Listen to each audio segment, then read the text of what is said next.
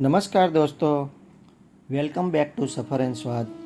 હું છું તમારો દોસ્ત મિનેશ ગજ્જર. હું આજે તમને લઈ જઈ રહ્યો છું જે અમદાવાદથી 30 કિલોમીટરના અંતરે આવેલું છે અને જે અમદાવાદ નડિયાદ હાઈવે પર આવેલું છે. તે ખેડા જિલ્લાના મહેમદાવાદ તાલુકાના વાત્રક નદીને કિનારે આવેલું છે, જેને સિદ્ધિવિનાયક મંદિરના નામે ઓળખાય છે, જેની ગણતરી એશિયાના સૌથી મોટા ગણેશ મંદિર તરીકે થાય છે. મિત્રો, આપણે કોઈપણ કાર્યની શુભ કાર્યની શરૂઆત કરીએ તો ગણેશજીની પ્રાર્થનાથી કરીએ છીએ કે હે ભગવાન, અમારું આ કામ નિર્વિઘ્ને કાર્ય પૂરું કરજો. જે આ પુલ તમે જોઈ રહ્યા છો તે વાત્રક નદી ઉપર બનાવેલો છે. તેની ઉપરથી આપણે પસાર થઈ રહ્યા છીએ. તો ફાઇનલી આપણે આવી પહોંચ્યા છીએ સિદ્ધિવિનાયક દેવ મંદિર. અહીંથી એક વિશાળ પાર્કિંગ એરિયા જોવા મળશે, જ્યાં દર્શનાર્થી પોતાના વાહન પાર્ક કર્યા બાદ દર્શનાર્થે જઈ શકે છે. પાર્કિંગ એરિયાની બહાર નીકળતા જ આપણને આ મંદિર એશિયા બુક ઓફ રેકોર્ડમાં સ્થાન મળ્યું છે તેની રેપ્લિકા મૂકવામાં આવી છે. મંદિર પરિસરમાં પ્રવેશ કરતાં જ લોકો માટે આવવા અને જવાની અલગ અલગ વ્યવસ્થા કરવામાં આવી છે.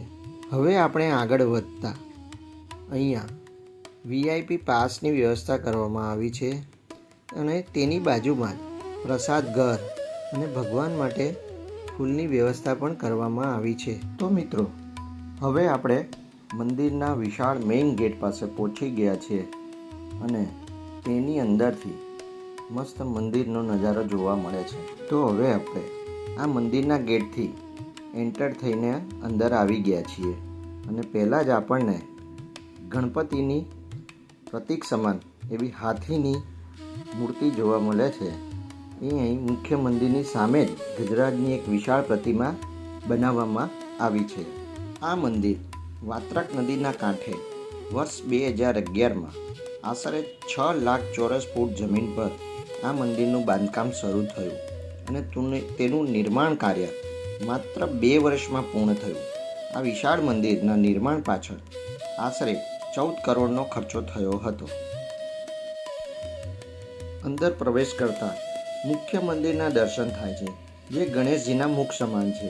બહારથી જોતાં એમ લાગે કે જાણે કોઈ પર્વત કોતરીને મંદિર બનાવવામાં આવ્યું હોય, પરંતુ એમ નથી. મંદિરની બાંધણી જે પ્રકારની છે કે જોનારને એવો આભાસ થાય કે મંદિર પર્વત કોતરીને જ બનાવ્યું છે. મંદિરના આગળના ભાગમાં સુંદર મજાનો બગીચો છે, જેમાં અલગ અલગ વૃક્ષો તથા સુંદર ફૂલ છોડ વાવેલા છે, જે આ મંદિરને અને અહીં આવનાર દર્શનાર્થીઓને મન મોહી લે છે. અહીં દર મહિનાની ચોથ અને દર મંગળવારે દર્શનનું વધારે મહત્ત્વ છે.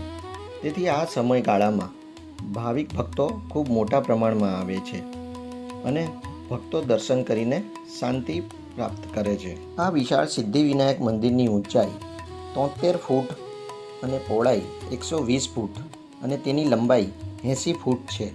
આ મંદિર તેની નવીનતમ બાંધકામને કારણે ખૂબ પ્રખ્યાત છે તથા ઉત્તમ કલા નમૂનો ગણાય છે.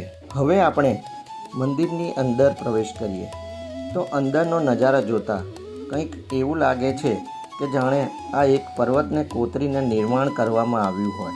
આ મંદિરની રચના 3 માળની છે, જેમાં 3જા માળે બિરાજમાન છે ભગવાન શ્રી સિદ્ધિવિનાયક.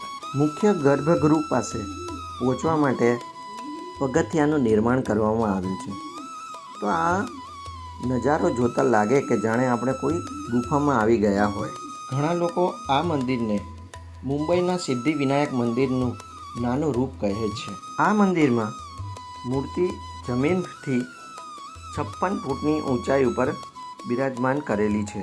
આ મંદિરની રચના 3 માળની છે, જેમાં 3જા માળે બિરાજમાન છે ભગવાન શ્રી સિદ્ધિવિનાયક. હવે આપણે આ સીડીઓ ચડીને આપણે પહોંચીશું મંદિરના ગર્ભગૃહમાં. અહીંયા છે ગણેશજીની પાવનકારી મૂર્તિ, જ્યાં ભક્તો ભગવાનના દર્શન કરી આશીર્વાદ મેળવે છે. ભગવાનની સન્મુખ આવતા લાગે જાણે આપણે ભવભરના બંધનમાંથી મુક્ત થઈ ગયા હોય. આ મંદિરમાં સંધ્યા આરતીનો ખૂબ મહત્ત્વ છે, તેથી સંધ્યા આરતીના ટાઈમે ભક્તોની ખૂબ લાંબી લાઈનો લાગે છે. હવે આપણે આ આખા ગર્ભગૃહનો નજારો માણીએ.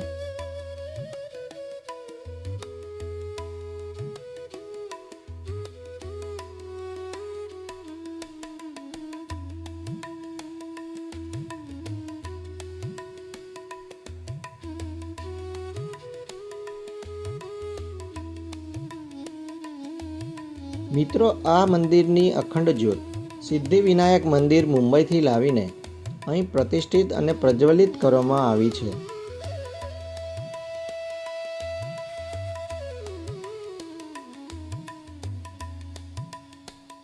અહીં ગણેશજીની મૂર્તિ પાસે તેમનું વાહન મૂષકરાજ પણ છે. અહીં ભાવિક ભક્તો મૂષકરાજના કાનમાં પોતાની મનોકામના કહે છે. તેમને શ્રદ્ધા છે કે મૂષકરાજના કાનમાં કહેલી મનોકામના સીધી ભગવાન પાસે પહોંચે છે અને ભગવાન તેને અચૂક પૂરી કરશે.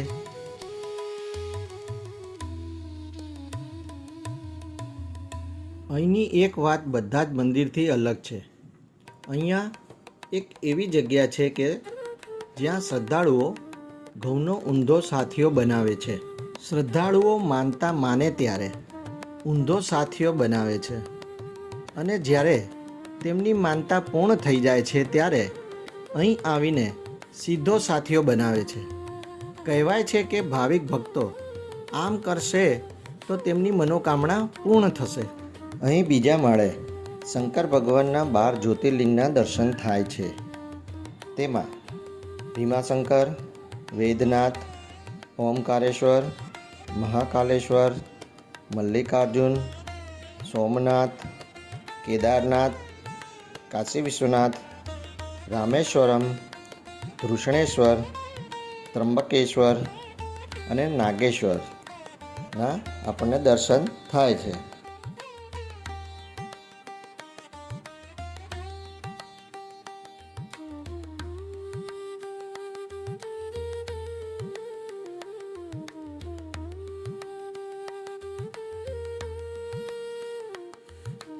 અને તેમાં સોમનાથ જ્યોતિર્લિંગમાં 1,21,000 રુદ્રાક્ષથી શિવલિંગ બનાવવામાં આવ્યું છે.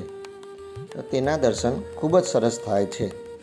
અહીં આગળ મંદિરનો સંપૂર્ણ ઇતિહાસ પણ લખવામાં આવેલો છે. આ ઉપરાંત અહીં માઉન્ટ આબુના અધર દેવીમાં અર્બુદા સ્વરૂપે પ્રતિમા મૂકવામાં આવી છે.